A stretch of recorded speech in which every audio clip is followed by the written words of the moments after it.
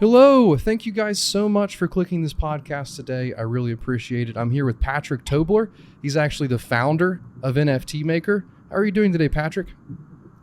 Hey, and thank you for having me. I'm doing very well. Yeah, I'm a little bit ill, and you can hear it from my voice. But besides that, I'm super happy to be here today and talk to you finally again. Yeah, me as well. You know, we haven't really done an official podcast. You were on the channel once before we actually met in person down in Miami, and it was awesome to meet you. You know, you started your NFT Maker. What month did you actually start NFT Maker last year? April, actually. I started it exactly a year ago. We're gonna celebrate the NFT Maker birthday in 6 days. And and then it's gonna be exactly one year of NFT Maker. And it was amazing meeting you also in Miami last year. I think we have a lot of things in common just because we're almost the same age and we started things in the Cardano community and are doing what we love essentially. So yeah. Yeah, and that's honestly why I'm really excited to talk with you today. And thanks for sitting down with me, even though you're sick. Of course, always. So this is really going to be an exciting podcast, everybody. At the end of the podcast, as always, at least lately, we've been doing giveaways, and Patrick is actually going to be launching the NMKR Token for NFT Maker. We're going to be going into what is NFT Maker soon, but if you guys want to stay till the end of the podcast, I will tell you how you can enter the giveaway. It's going to be a couple weeks before the token is minted, but if you win the giveaway, we won't forget about you. So, to get things started, what is NFT Maker? That's a very good question. So NFT Maker, the name is very obvious. It's about making NFTs. And when I started it, it was a very small side project for myself. I was writing my bachelor thesis about Cardano, actually, at that time, about a metaverse in Cardano. And then I decided to say, to just take a week off and just build NFT Maker, like a very simple NFT minting platform in like a week. Then I did that, and then overnight it completely blew up. A lot of people used it on the very first day, and a lot of people were excited about finally doing something on the Cardano blockchain, which was really a proud moment for me. And then after that, I decided to stick with NFT Maker and to build it into something bigger. And I developed some more products around the whole ecosystem. So I made NFT Maker Pro, which is more like for larger collections, which is very different from NFT Maker version 1, which I developed initially. And then we saw that a lot of, of these large 10K drop NFT projects, they started using NFT Maker to launch their collections. And now we're at a point where, almost 25% of the whole chain of all tokens essentially are minted through NFT Maker, which is extremely cool to watch because it helps just onboarding developers, but also artists into Cardano and bringing them to the space. And what I'm trying to do right now is I want to expand this into even more. Like I want to not only be a minting tool, but I want to be a whole platform for everyone, for artists, for people who want to collect NFTs, for companies who want to get into NFTs, for brands who maybe want to do stuff with NFTs. And I'm building together with my amazing team, I'm building a complete suite of tools around NFT Maker. So we're building a marketplace, we're building a wallet, we're building multiple different things to basically make NFTs accessible to everyone. That's always the motto. That's really exciting. How many NFTs have you guys minted so far? If you count all of them together, I think we're at like 960,000 or so. That's so exciting. That 1 million mark, we'll have to celebrate that. Coming NFT. very soon. Sorry about that. Go ahead. I just said it's coming very soon. Yeah. Yeah. NFT Maker was actually the first place that I've ever minted an NFT on Cardano. The Merry hard fork came off the top of my head. I want to say at the end of February. So it was very quick for you, to then in April actually get NFT Maker up and working. Yeah, so, the Merry hard fork, I was in the space already back in the day, and I had my stake pool. It was called Babel Pool back in the day, which I unfortunately retired a few months ago. And then I saw Alessandro. I was following Alessandro from Spacebuds for a long time, and I was always curious, okay, why is he doing all this stuff with NFTs? And I saw him posting stuff about NFTs in the forum. And then I saw him launch the Space Buds, and that was really what got me excited. And then I realized, okay, this is actually really cool. I need to do something as well. This guy is German. He's the same age as me. He studies the same thing as me. He's from southern Germany too. I can do this too. And then I decided to make this minting platform because I got inspired by him, essentially. Yeah, that's how it started. That's an awesome story. Yeah, Alessandro has been an inspiration for a lot of people. Definitely. After seeing, my partner and I, Ben, for Mycelial Gallery, we were designing, an art project, and, we really liked it. But, once he released Space Buds, it kind of just shattered everything. And we had to really, change direction because we were so inspired by his work. So what is this, NFT marketplace that you're making? You're talking about this whole ecosystem of, products. Can you explain that? Yeah, sure. There are some CNFT marketplaces or NFT marketplaces on Cardano already, and many of them are really good, like CNFT.io, of course, the Trailblazer very early on.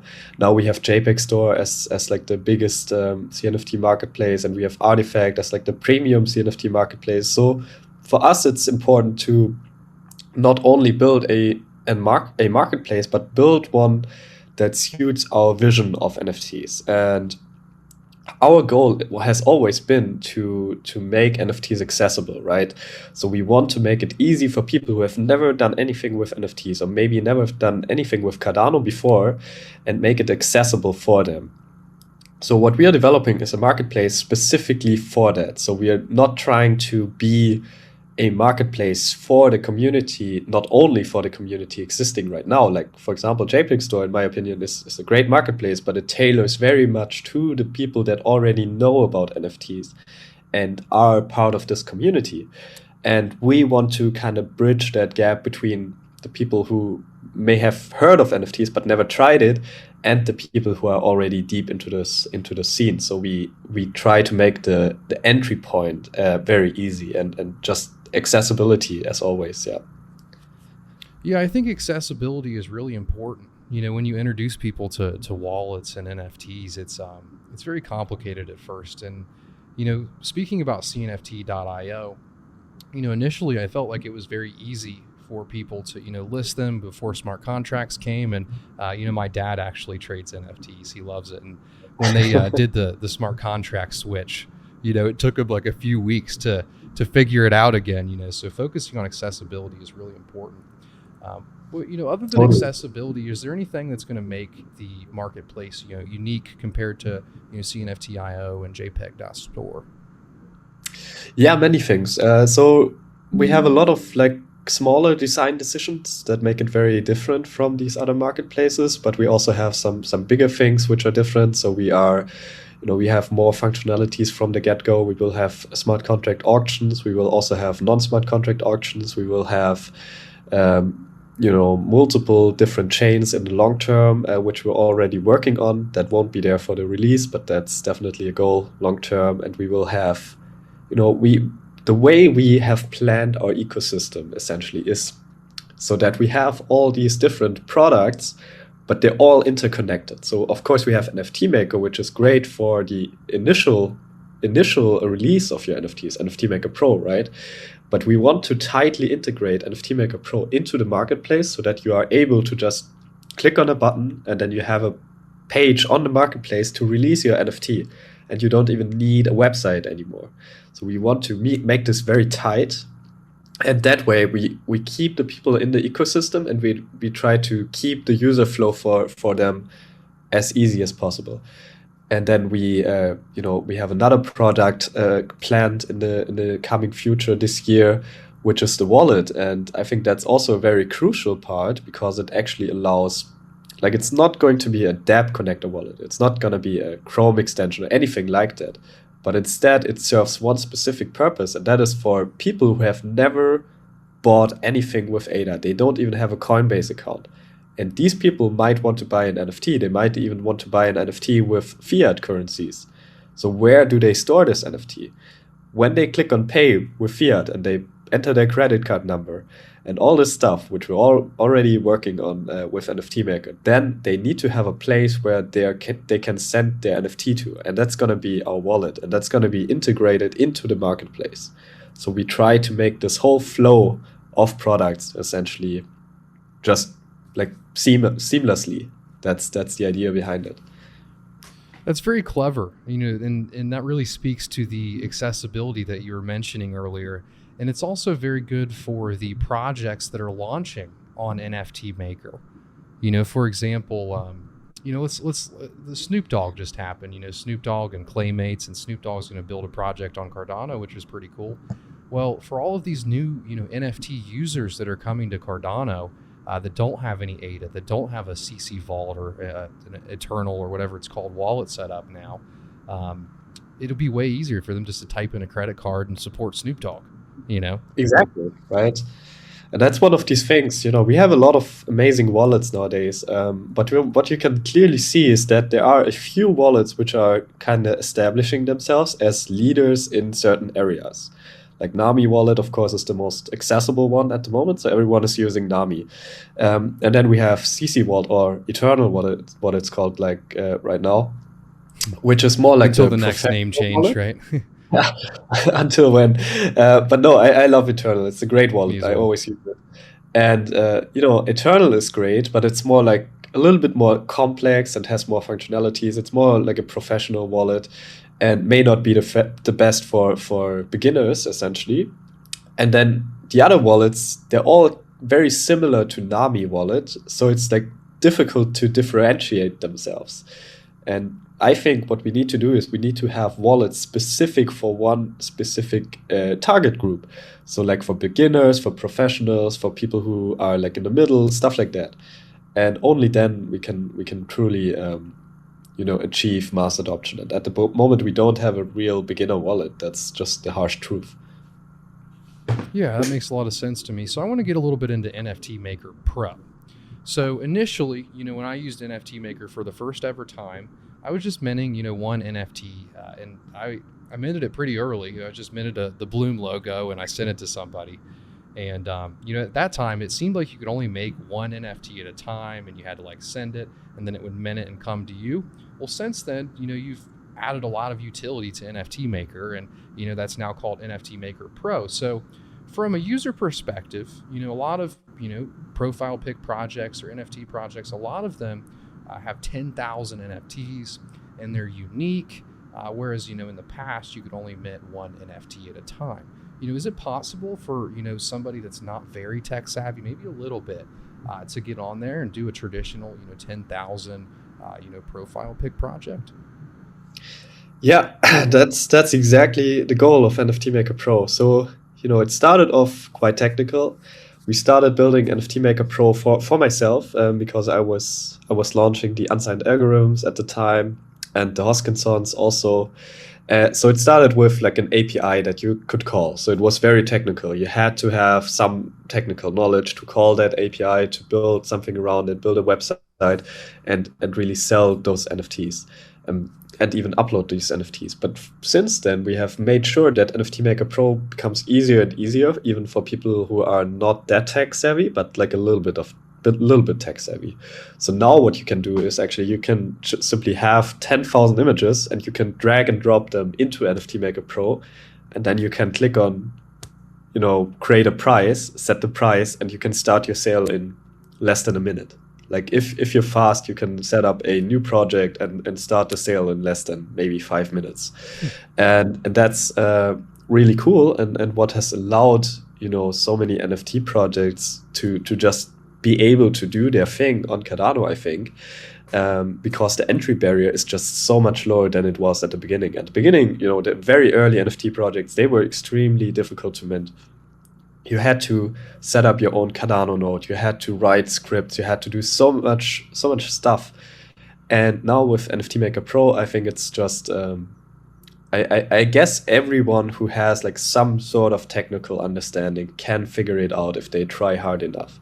And we try to make that as easy as possible by creating YouTube content, creating video tutorials, we have a knowledge hub where we have written tutorials, all this kind of stuff.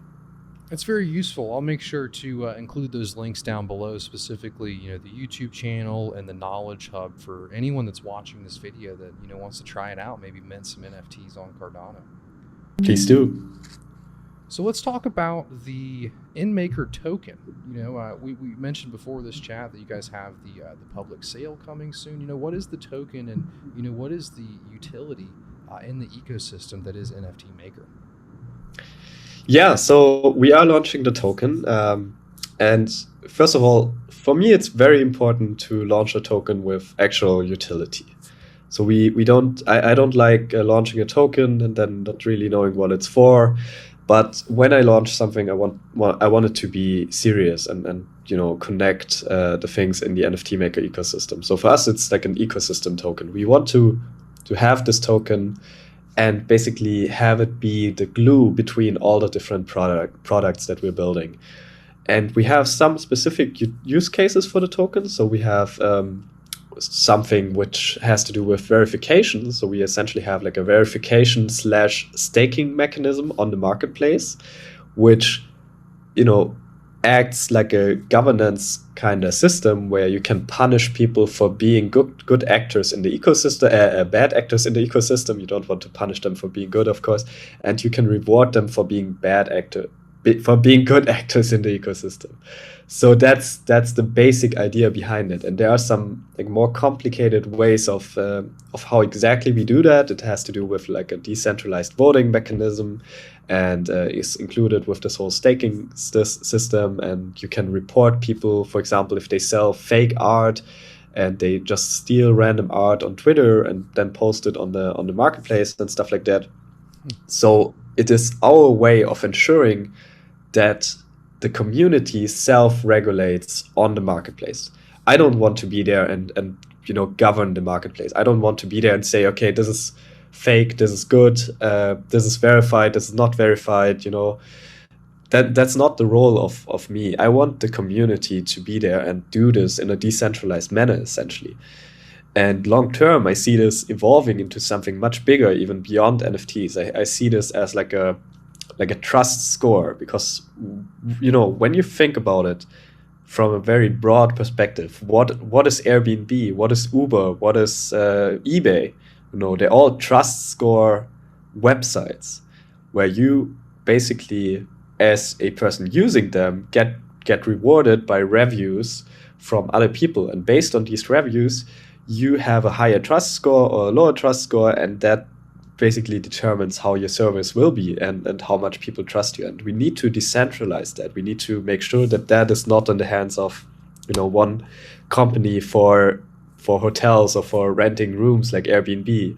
And that's kind of the direction that I'm going with this token, and that's going to be the main functionality there. But there are also going to be other functionalities, many smaller things, and it's going to be essentially, it's very important that this token is in as many people's hands as possible, and everyone who holds NFTs on Cardano should benefit in some sort of way from holding this token as well. That's really the goal that I aim for. That's very interesting. So from the user perspective, let's say they purchase, some of these tokens, either from the public sale or a DEX, and they want to, essentially verify that a project is good. They either know the guys behind it or they like it. How would they go about doing that in the application? Yeah, so essentially what works is you don't verify the project itself. You verify yourself as a user, as your wallet. So as an artist, I would go to the marketplace, and that's all, by the way, only one option. We will have different options to verify themselves, which we can also talk about later. But the idea is you go there, you say, okay, I want to sell my art on this marketplace. And to verify myself, I have 10,000 NMKR tokens, and I stake them in my account. I lock them in my account, and I have them as like a trust score. So people can see, okay, I have 10,000 of these tokens locked into my account, into the smart contract, and I'm selling my new art piece on this marketplace. So now imagine this art piece is actually not really my art piece, but instead I just took it from Twitter, from a random popular artist that doesn't have any NFTs, or maybe has NFTs on Ethereum, something like that. And it's really not original, and I just stole it and want to make a quick buck. if someone from the community finds this out and sees it, then they can say, okay, here, this is bad. You have done something which is not allowed, or which at least we don't want to have in the community, right? And he reports me basically to the governance system. And then what happens is people are able to see this report, and they are able to see maybe the the screenshots and stuff that verify that I actually have stolen this artwork from someone else, and they can vote on if I was being a good actor or a bad actor. And if I was a good actor and this report was false, then I'm not gonna lose anything. I'm actually gonna be rewarded, and the people voting will be rewarded. But the person who has made this report is gonna lose some of his tokens. And so it's the other like way around. slashing, but for NFT scammers. Yeah, basically for NFT scammers. Yeah, exactly. And that's the idea. And to have this work, it's really important that if you buy NFTs and if you participate in this community, you need to get rewarded with the tokens so that they are spread across the community, and that it's like a fluent thing. Like there shouldn't be like some whale hoarding a lot of these tokens, but instead everyone who interacts with NFT Maker in some sort of way is going to get these tokens, but also lose these tokens and so on. So it's going to be it's going to be an interesting dynamic, I think, to see this play out. Yeah, that's very interesting. So for people that want to purchase the token, are you guys having that public sale soon?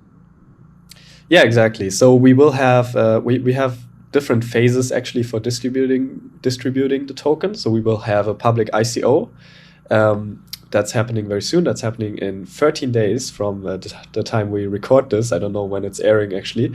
So it's going to be on the 18th of April. And then we will have an IDO later on, but that IDO through the DEXs is coming in a few months actually.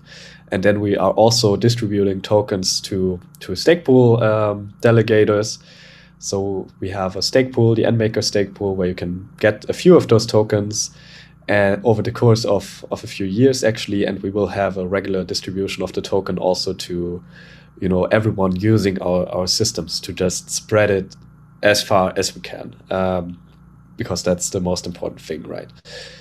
But yeah, if you want, totally, please sign up for the ICO. That's coming very soon.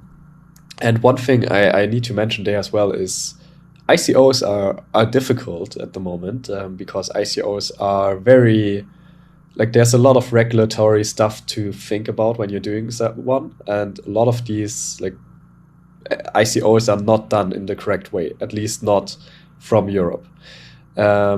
So what we've done is we've partnered with an exchange, and we really looked at this regulatory side very heavily. And I spent many hours of my life debating with lawyers in the past months, and I spent a lot of money on lawyers also to get this right, because we don't want to fall into the trap of launching something now and then a few years down the road somehow someone comes up to us and says, okay, this is not right, we're gonna sue you or stop this project or whatever. And that is what we try to prevent by being extremely careful and by launching through this exchange first and making sure that everything is completely legal and completely 100% secure. Yeah, to add on to that a little bit, people that are watching this video and my other videos, make sure you take time to speak with professionals in your jurisdiction on what you're legally able to do. Personally, in the United States, I can't, participate in traditional ICOs, whereas, maybe, some people in Europe can. So just make sure you check your laws and your jurisdiction and speak to professionals before you participate in some of these things, because you don't want any fines or anything coming back to you a few years later when you're just trying to invest. Exactly. Yeah, super important. So and you're going to have essentially an ISO. What fee do you guys charge on that pool? Is it like a traditional ISO where it's 99%, or is it a bit more reasonable as far as fees go? It's a lot more reasonable. It's actually at 15% fees at the moment. So we will keep it at that because we don't want people to get rid of all their ADA. I think ADA is still the most important token or coin in this ecosystem, and we don't really call it ISPO or something like that. It's more like a token where you get rewarded for staking and you have additional utility. So you don't only get the token, you get the token as one of the benefits, but you also receive other benefits, like, for example, lower fees on minting NFTs. Like right now, if you stake on our pools, and very few people know that actually, if you stake on our pools, you will get 0.5 ADA lower minting fees for every single NFT that is minted through NFT Maker Pro that you buy. So essentially, we've minted 900,000 NFTs, or 950,000 NFTs, and we're minting like on a minute by minute basis at this point. So if you mint a lot of NFTs, it might be very monetary rewarding for you to stake on our pool. And I think that is the direction that these pools have to go to. Like, you have to offer additional functionality, additional use cases to your delegators and benefits besides just the ADA reward. Yeah. So have you guys had any, issues with, scammers or rug pulls in the past? Clearly there's a utility there for the token, in the staking. So, is there anything in hindsight that led you to making that decision? Totally. We had so many scams and rug pulls, and not only us. I mean, we're just a tech provider essentially for these scammers sometimes, but we try to minimize that as much as possible, and we want to make sure that the community is safe. And at the moment, it's very hard for the community to find out what is a scam, what is a real project, how do I verify that this is a real project, why should I trust this project. And that's not only even a just Cardano problem. That's like a general NFT problem on Ethereum. Also, it's everywhere. Like, what you can see is every single image from an artist that is tagging like DeviantArt or something on Twitter gets stolen and put on OpenSea. And that's not how things should be. That's why so many people hate NFTs. That's why so many people are not happy about crypto in general. So we need to fix this. We need to fix this as crypto community, and that's the only way forward. And I've been thinking very hard about how we can fix this, and I think this staking mechanism and this verification mechanism that we have is a very good step towards it. But there's also many other things that we need to do, and we need to think about digital identity. We need to think about how do we hold the marketplaces accountable for what happens on them sometimes? Like, essentially, OpenSea doesn't care about stolen art. They make money off of stolen art, right? And honestly, the NFT Maker Marketplace would be the same. And JPEG Store is also the same. So we need to make sure that the incentives for these marketplaces are right, and for the communities around these marketplaces are right, so that we can minimize this stolen artwork and these scams and rug pulls to a minimum, and make sure that the whole space becomes a lot artist friendlier and also consumer friendlier. It's really it's not even just a Cardano problem or an NFT problem. It's really a decentralization problem. In Web 2, we have centralized authority that can remove people that are doxxed or they're malicious or they're scamming people. Whereas now, as we move towards, a decentralized era with a lot of these applications, how do we protect people? How do we remove scams? And how do you delist somebody? Because that can be used in a negative way. Maybe a good project could be delisted from, an army of, people reporting them. So it really is such a complicated problem to solve. I remember back a while ago, I saw on Twitter, you posted a link to a Twitter space where it was a Solana, and there was actually a completely copied Bored Apes Yacht Club on Solana. And it was just 10,000 of the same exact NFTs, being sold and minted on Solana. And, I joined that Twitter space with you for a little bit. And, everybody over there was, okay with it, quoting that, it's going to bring more people over to Solana, so it's, it's very interesting that the time that we're in, where some people in crypto just completely throw out old laws of like IP or people owning things, and just completely give up on traditional business morale. So that is a huge problem to solve there. Exactly, and we need to be extremely careful there. I mean, it's very easy to call for revolution and call for crypto and decentralization of everything, but that's not how the world works, unfortunately. And I try to make changes iteratively and make sure that we get there and that we keep the rest of the world in the boat, and we don't just say, okay, we're not going to care about what you have decided over there in like your parliament building or something.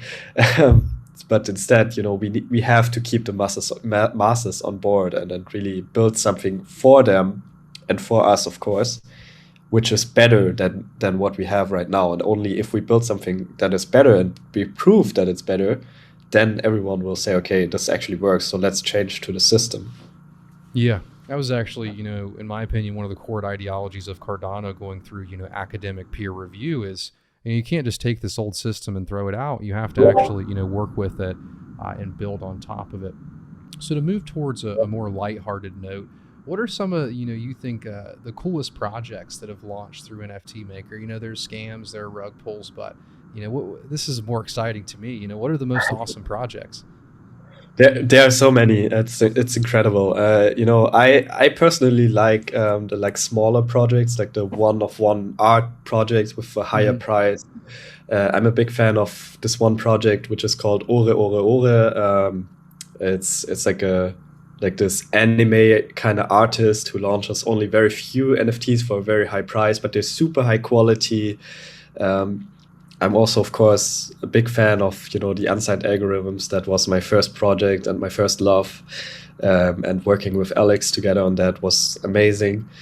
And it's truly, I like these kind of projects that try to be more than just 10K NFT drops. I mean, the 10K drops, they're what are paying our bills, essentially. And some of them are really amazing and have amazing communities around them. But I always try to push forward. And do more and build something bigger and bring NFTs to the next level, essentially. And there was this one project, it's called the Teddy Troops. They were actually the very first project on Cardano attaching a digital identity to an NFT project, which is amazing also, in my opinion, and very much underlooked. Nobody really knew about them or cared about them, even though they have amazing art. They have an amazing artist from outside the NFT world, and they have amazing digital identities attached to it. That's what we need, right? Innovation in the space. And actually, one of the projects we have launched just recently is the second Buja.io project. So I know that you're vaguely familiar with Buja, but the second one is essentially about NASA photographies. So what happens there is you buy an NFT and you receive this NFT, and it acts as like a certificate of authenticity, kinda, for your original NASA photo. And sometimes these photos were taken out of space, and they're these real prints that you get sent to your house via post. And they're super high value, super high quality. But yeah, just NASA original photos as NFTs on Cardano. I mean, how exciting is that? I really like the real world physical aspect when it comes to NFTs. I actually I bought a painting off somebody in the Cardano community, and because of that, I got to receive the real the NFT attached to it. And oh, you did? That's amazing. Which painting? It's actually a painting of a forest. It's by Jonathan Dixon. I think Dixon is his last name. He's a great artist. I really like him. Awesome. Really my favorite artist, to be honest. I'm new to collecting paintings and stuff, and fortunately I did pretty well on NFTs, and I was like, okay, I'm going to take this this money I made from digital things and turn it into something real. And I moved to Florida, and there's really no forest down here. The forests are kind of swampy, so it just kind of reminds me of home, old Ohio up there. That's very cool, actually. Yeah. Now that you say it, moving to Florida is really strange when there are no forests at all. I never It's thought about it that way. it's really the only negative. I've really loved forests as far as hiking and relaxing, and I would forage for mushrooms, and that's like the big everything here is better, like everything except for that.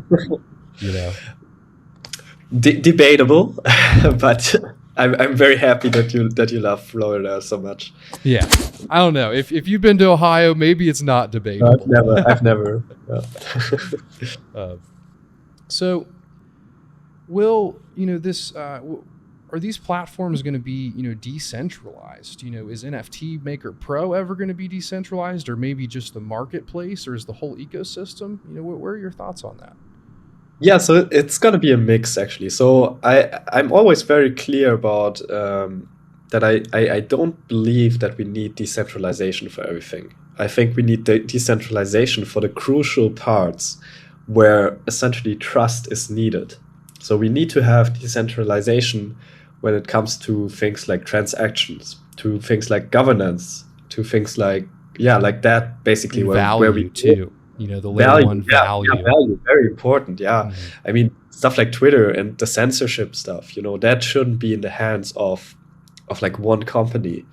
Um, so these are the parts that we need to decentralize, but we cannot decentralize everything. If we try to decentralize everything, that's just gonna slow down innovation and progress so much, because there's no startup that could move as rapidly as we as NFT Maker, for example, do, or many of these other startups do, if they were decentralized.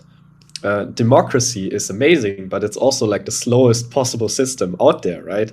I mean, if you look at it on a political scale, the countries that move the fastest and most efficient are always not democracies, even though they might make the wrong decisions, because of course it's not in the interest of the masses. So we need to have the balance there, and I, for example, don't think that we need to decentralize NFT Maker Pro, and I don't think we will ever, except for some of the governance situations. So, for example, if there are any projects that we need to ban from the platform or stuff like that, that should be decentralized, and that will be decentralized in the long term.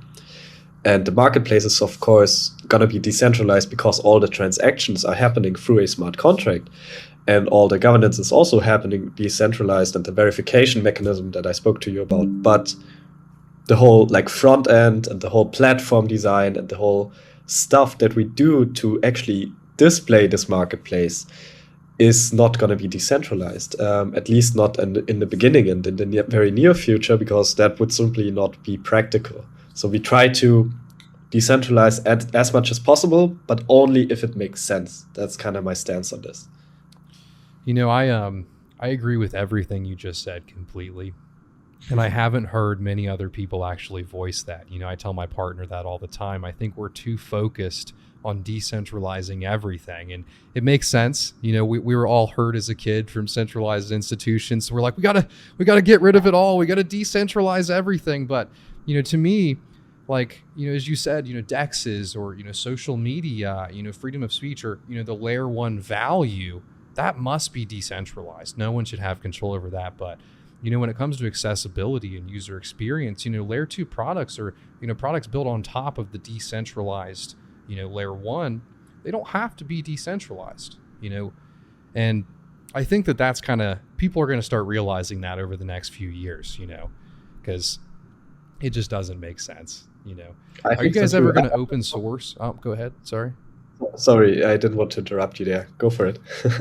My next question is, are you guys ever going to open source any of the software here? Yeah, totally. So what we will 100% open source always is all the smart contracts. We actually have already open sourced a smart contract. We have a revenue split smart contract out there, which no one is using, by the way, unfortunately. But it's a good smart contract, and we will be using it long term. But so we will open source all the critical, smart contracts. We will also open source NFT Maker version 1 at some point, just because it's like a legacy code thing, which like luckily or funnily, a lot of people are still using, but I think it makes sense to open source that. I just didn't have the time to prepare it in the right way so that you can actually, put it online. It's very shitty code, to be honest. And then NFT Maker Pro, we are not actually open sourcing anytime soon, because it's a little bit of a security risk. There is so much stuff happening there, and it's not like a smart contract where you need auditing. It's more like legacy software, and it's all running on we have 26 servers running NFT Maker Pro code and stuff like that. So we need to be a little bit more careful there. But long term, I would love to open source everything. My heart is beating for open source, but also there, you have to be careful, and you have to open source what makes sense and not everything. Yeah, that's very fair. Yeah, that was actually a community question. We're switching to a few community questions before we finish up for today. This one I thought was really good. What do you think of, the 721 versus the 20 format for NFTs on Cardano? Yeah, so the 721 format is the standard NFT metadata format, right? Mm-hmm. And that is actually very cool, because what happened there is essentially Alessandro decided that himself. So he started defining this format before he launched the Space Buds, before NFTs were even a thing, before even the Merry hard fork. He put it in the forum, he proposed this CIP, and the good thing is, because of the success of the Space Buds, everybody had to follow this format. And we've seen some projects, some of the very early projects, like I think a few of these Mad and Art projects, or the Cardano Kids projects, they used a different metadata standard. So they had to adapt, basically, and everybody else followed the 721 immediately. And that's like a huge benefit for this community that a lot of people don't realize. A lot of times people don't realize, because we don't have any fractionalization there. Everyone is on the same terms. Every NFT looks the exact same. So it's very easy to support all the NFTs in your marketplace or in your, whatever platform you're building. And oftentimes on the other blockchains like Ethereum, there are different formats for NFTs. So OpenSea has a standard, Rarible might have a standard, and these standards sometimes are not compatible with each other, which makes it very hard for new projects to come along and support everything. So that is amazing. I'm very happy with this standard. And then the 20 format, the 20 is it the token format, or is it the royalty standard? I honestly have no idea. I thought maybe it was like an alternative to 721, and 721 is what we used before. So, okay, yeah, I don't think it's. I think it's the. I'm not sure at the moment, but I think it's the token standard, so the fungible token standard. But I might be wrong at the moment. But the fungible token standards are the fungible token standard is like a different use case essentially. So I think it's, it's fine that we have that. It's just a different thing to use and to support. Yep, that makes sense. So last year, things went pretty crazy for Cardano. We essentially had parabolic phase for NFT projects. It was any 10K project that maybe had a picture of a monkey, they would sell out pretty quickly. But in December, things kind of slowed down, and they're still slowing down. Maybe it's going to pick back up with Snoop Dogg a little bit. But where do you think the CNFT space is going? Do you think that evolution is needed to keep people interested? Yes, I 100% think that evolution is needed. It didn't slow down as much as people think. Like I have the numbers for NFT Maker, of course, and actually, we minted a lot more in February this year than we did in December or in November or something like that. Really, even in November? Yeah, even more than November. So February was actually our most successful month ever. We minted, I think, 100. I think even almost 200,000 NFTs or so. And then actually, March was also pretty good, and January was pretty good. So it was like a steady rise up. I think December was actually the worst or like it went down in December again after October. October was really good, but never mind that. Yeah, evolution is needed. Evolution is super, super much needed. Like we cannot have only 10K profile picture drops. The majority of people are not interested in that. At the moment, a lot of people buy those because they want to speculate on them, and that's cool, or because they want to be a part of a community, which is also really cool. But to get NFTs to the mainstream, we need to have like these alternative use cases. In the end, NFTs are simply tokens. That's it. They're just non-fungible tokens, and they're infrastructure, and they're like technology, underlying technology that can be used for anything. You could build a decentralized Spotify using NFTs, and ideally you don't even know that you're using NFTs because it just happens in the background, and you trade and sell NFTs automatically. And that's where we need to go. We need to experiment with these like alternative use cases. We need to use NFTs as authenticity certificates for real life products. And I've been trying really hard to push this, but sometimes it feels like the community is not ready yet, or maybe just the killer application is still missing. I'm not sure, but we are moving towards that slowly but surely. But definitely, like we need innovation. Yeah, I agree completely. And one thing that really changed my mind about where NFTs are going is I actually run a scooper for Sunday Swap.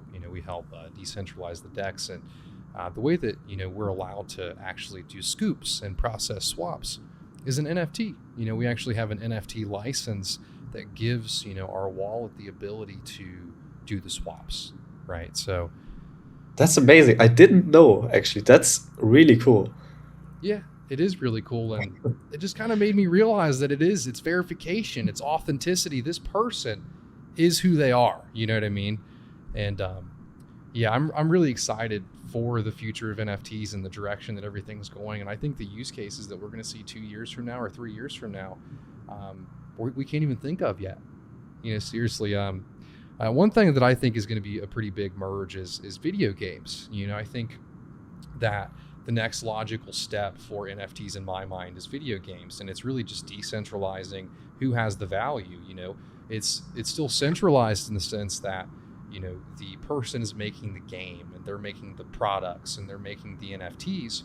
But what's so nice is when you buy a loot box right now, you can't sell it, you can't trade it, you can't really, unless you're using Steam. You can on Steam, but that's still centralized, but they charge a huge fee for it.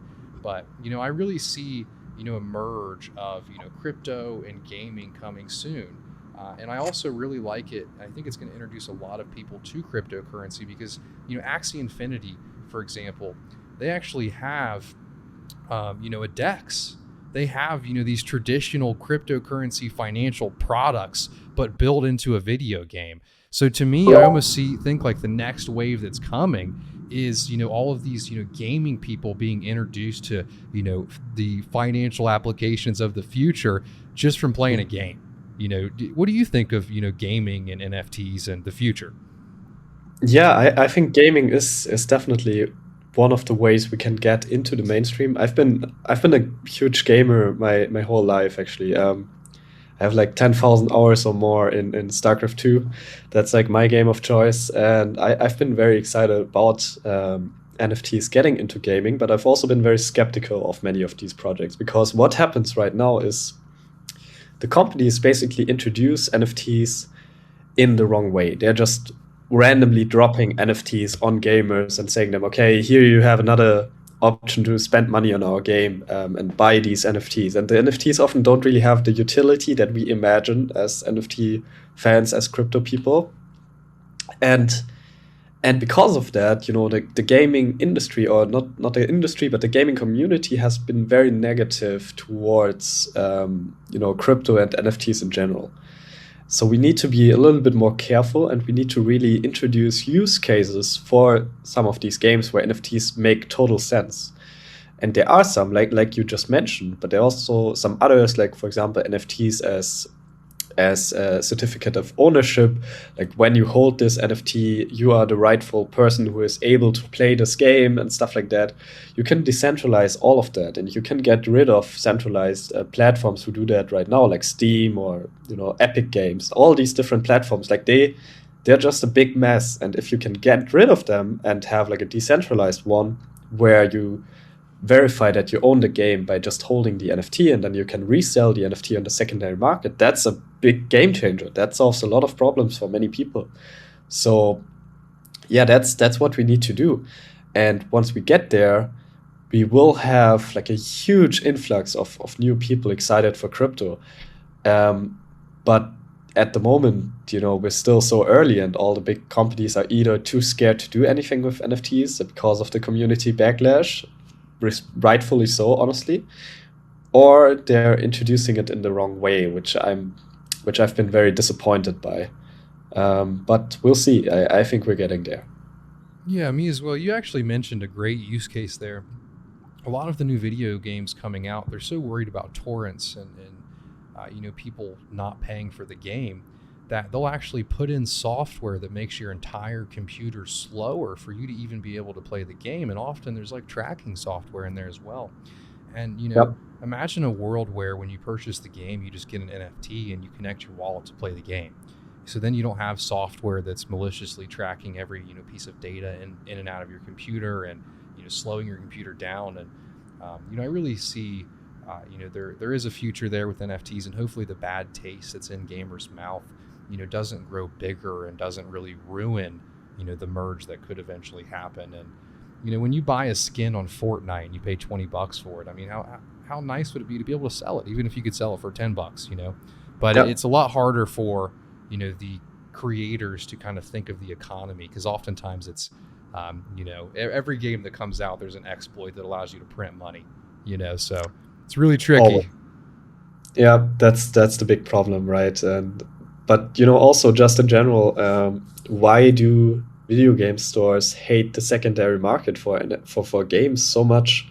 I mean, there are websites like G2A and stuff where you can buy just video games that were made at some point and not sold, and you get them for a cheaper price, but publishers hate them. So you have to give publishers the ability to participate on the secondary market.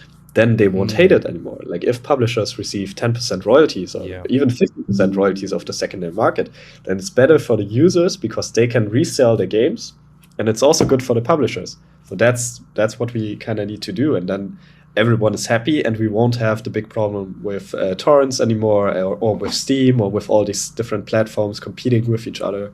So yeah, that's kind of where I see it going long term. Me as well.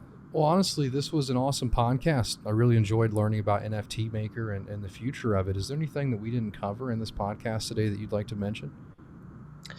I think we covered everything. Thank you again for inviting. It was really great to talk to you. I think we should talk more often. Honestly, I always enjoy it so much. Just participate in the upcoming ICO of NMKR Token, 18th of April, and also our birthday is coming up.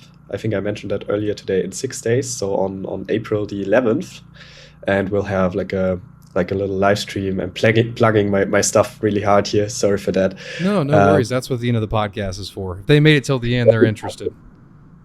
Cool. So we'll have a little live stream. We'll have like a panel with Stale from CNFT.io and with Alessandro, and we'll talk about the early days of NFTs and announce a few things for NFT Maker, maybe even show the marketplace. Tune into that, and thank you again for inviting me, Pei. It was great. Yeah, it was great, and I really always enjoy talking to you too, and I look forward to seeing you at the Rare Bloom. So to plug myself, if you guys want to come see both of us, we're both going to be at the Rare Bloom. If you guys enjoyed the podcast so far, make sure you click the like button, comment down below, subscribe, hit that notification bell. When you do that, it pushes this further, wider, shows people that there's not a ghost chain over here. We're building stuff, doing stuff, hiring people, making the world a better place. If you guys want to enter the giveaway, what you're going to have to do is join the Discord server down below. There's going to be a tab called giveaways. You're going to have to react with the confetti symbol in there, and that will enter you into the giveaway for the NMKR tokens. And again, it's going to be a little bit of delay. It's going to take some time for those to be minted, but we'll jot your name down and we won't forget about you. Also, if you made it till the end, I love it when you guys comment down below at the end. It shows me you made it till the end. I do appreciate it. Comment NMKR Token down below. That'll let Patrick and I know that you enjoyed the podcast. So thank you guys so much, and I hope you have a good rest of your week.